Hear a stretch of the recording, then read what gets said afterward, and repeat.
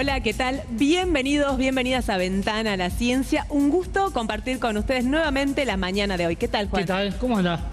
¿Qué tal, Daniela? ¿Cómo va todo? Muy bien, muy bien. Bueno, con muchísima información. Ya estamos en la cuenta regresiva del año, ¿no? Sí, ya terminamos, quedan pocas semanas. Ha sido un gran año, le hemos pasado bien. Sí, y muchos anuncios en materia económica, ¿no? La gente está pendiente de todo lo que está pasando, ¿no? Qué semanita. Todo lo que pasa a nivel nacional, todo lo que pasa en la provincia, el pago de los sueldos, el aguinaldo, la preocupación constante de cómo llegamos a fin de mes, ¿no? Sí, Esa gran pregunta para la ciencia también. Absolutamente, por eso vamos a tener la oportunidad de hablar con un especialista en economía y hablar, claro, del precio del dólar, los exportadores, los importadores, qué va a pasar con nuestra economía y todo lo que ha pasado en la semana con los anuncios del ministro Luis Toto Caputo. Exactamente, vamos a saber qué es la famosa estanflación, que por ahí nos hace temblar cuando escuchamos la palabra, suena como un poco peor a la inflación, como muy fuerte, ¿no?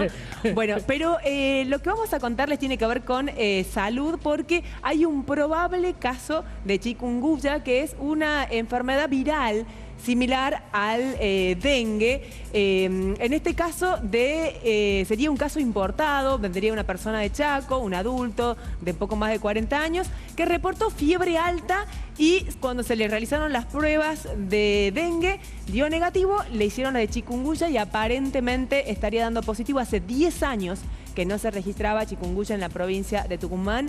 Y la pregunta que flota en el aire es: ¿por qué de nuevo tantas enfermedades? La frecuencia del dengue, que antes se presentaba cada 5 años, ahora se está presentando casi en forma anual. Ahora chikungunya, también tenemos los casos de encefalomielitis equina, que hacía más de 30 años no aparecían en Tucumán. Vamos a escuchar unas pequeñas reflexiones del decano de la Facultad de Medicina de nuestra universidad, Mateo Martínez, al respecto. La base de todo esto es un importante deterioro del ambiente, el cambio climático que produce o incrementa la aparición de diversas enfermedades, desde el simple golpe de calor, que no es tan simple porque puede tener connotaciones dramáticas, hasta el incremento sobre todo de enfermedades transmitidas por insectos, por vectores, le llamamos, pero la ciudadanía los conoce. Dengue es el caso que usted citaba. Hay un 25% más de probabilidad en los últimos 10 años y vinculada al incremento de la temperatura de adquirir el dengue, que es lo que había una década atrás. Por el incremento de la temperatura por solamente. El incremento de la temperatura. Y claro, cuando nosotros vemos en la tele o escuchamos, decimos que el cambio climático produce un incremento de 1,5 grados en la temperatura media global. Y uno lo ve de esa manera y dice, bueno, ¿cuál es el problema? No puede no ser un problema para alguien que vive en Bariloche, que tiene una temperatura promedia de 15 grados. Pero nosotros que siempre rondamos los 38 o 40, 1 grado para nosotros es significativo. Y si no, los ciudadanos piensen lo que hemos vivido en los últimos tiempos. Hay días que hasta el aire se vuelve difícil de respirar, sobre todo en las ciudades, ¿no? Que se forman una suerte de islas de calor que son mucho más marcadas que microclimas más amables como el nuestro de Tafí, de San Pedro de Colalado, esos lugares. Bueno, escuchábamos al decano de Medicina, Mateo Martínez, en nuestro espacio Ventana a la Ciencia, dentro de los primeros aquí en Canal 10.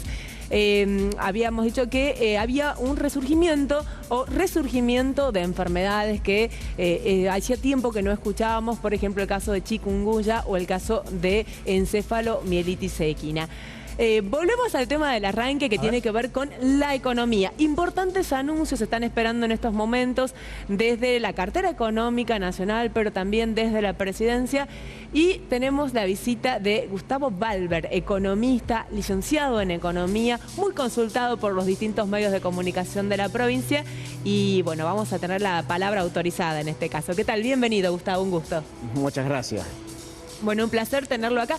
Gustavo, ¿qué está pasando cuando se habla de estanflación? ¿Es algo nuevo para los argentinos? En realidad no. Lo que pasa es que un proceso claro de estanflación no fue identificado como tal. Estanflación es cuando vos tenés estancamiento de la economía junto con inflación. La idea clásica es vos inyectás dinero en la economía para que la economía se mueva, hay plata dando vuelta, hay gente comprando cosas, entonces suben algo los precios, pero también sube algo la actividad económica. El problema es que cuando la inflación es muy alta, la actividad económica empieza a caer, porque el sistema de precios no funciona bien, ya no se animan a hacer inversiones los empresarios, entonces ahí se da lo de la estanflación. Y nosotros hace 10 años que estamos en ese proceso. tenemos prácticamente igual la economía que en el año 2011 y una enorme suba de precios acumulada. Lo que pasa es que típicamente ha sido en el año electoral la economía sube, en el año postelectoral la economía baja. En el promedio está igual que antes, por eso no se nota tanto. Pero ahora cuando el presidente dice vamos a la estanflación, es como que la gente tiene miedo, como que se va a acentuar este efecto. Yo creo que sí se va a acentuar. En todo caso se va a hacer más evidente porque algunas de las medidas que se piensan tomar implican contracción de gasto. Por ejemplo, cuando el presidente dice no queda otra que el ajuste, cosa con la que estoy de acuerdo, lo que está queriendo decir es que el Estado debería gastar menos dinero.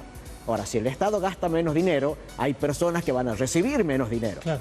Esas personas que reciben menos dinero, a su vez, van a gastar menos.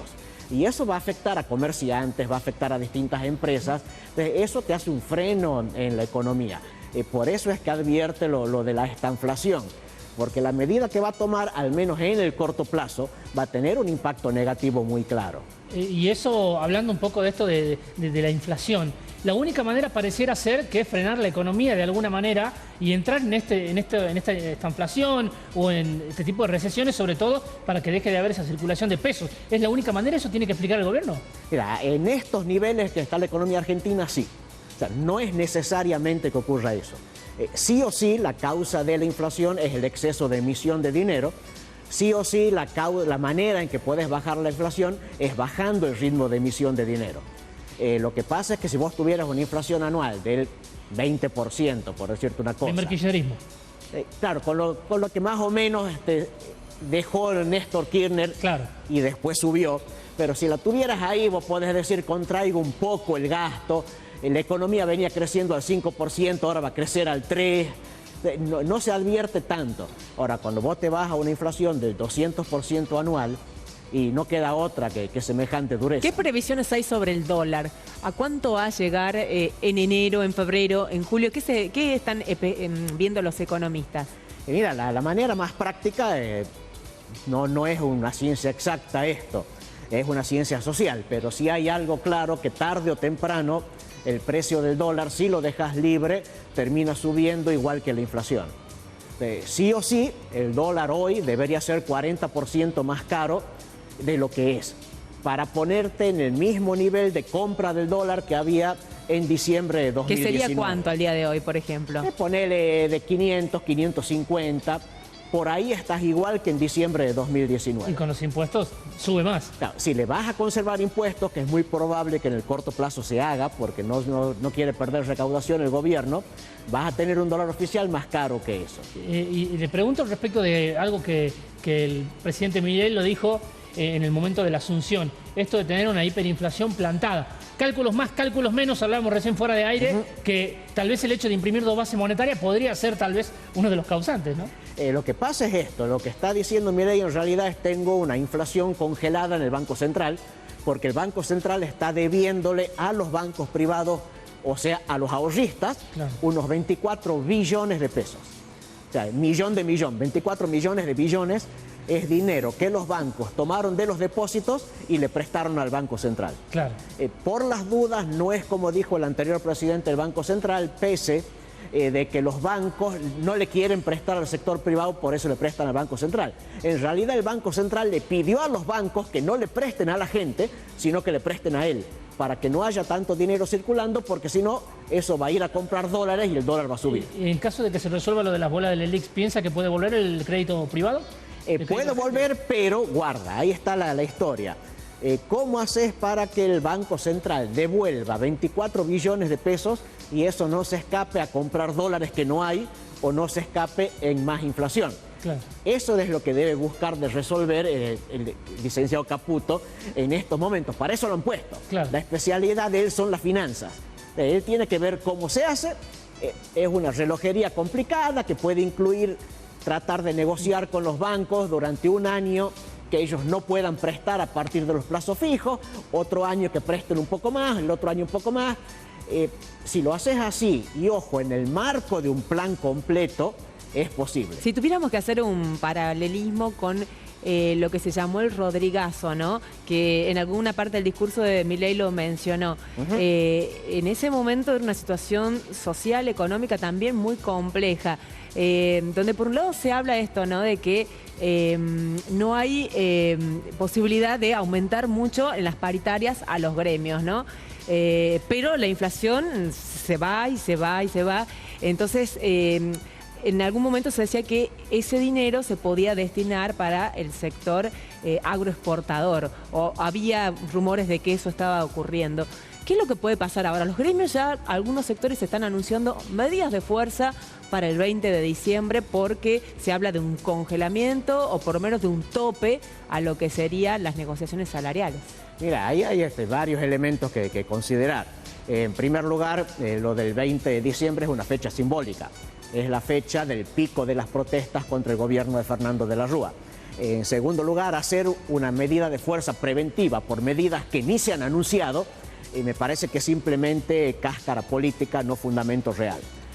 Ahora, veamos con el caso del Rodrigazo, hay diferencias grandes. En primer lugar, en el año 75 había una enorme inestabilidad política. No es la situación de ahora, que tenemos un sistema institucional relativamente consolidado. En segundo lugar, sí hubo un desmadre de gasto público que el presidente está comprometido a no producir. Es decir, no es simplemente que libero los precios y sigo comportándome en el Estado como antes. Eso sí es un desastre y eso fue el Rodrigazo. Lo que está diciendo Milei es, vean, va a haber más libertad de precios, pero el Estado se va a contener. Tal vez eso marque una diferencia. El otro punto sí clave es lo que señalás de la negociación salarial. Parte del fracaso del Rodrigazo fue justamente haber permitido negociaciones salariales estratosféricas. Y hay que ver qué hace el presidente, pero lo que Milei dijo es que la negociación salarial en el sector privado es problema del sector privado. Que no se mete, que los gremios arreglen con la empresa, lo que ellos decidan es lo que vale, problema de los empresarios si pueden pagar esos sueldos.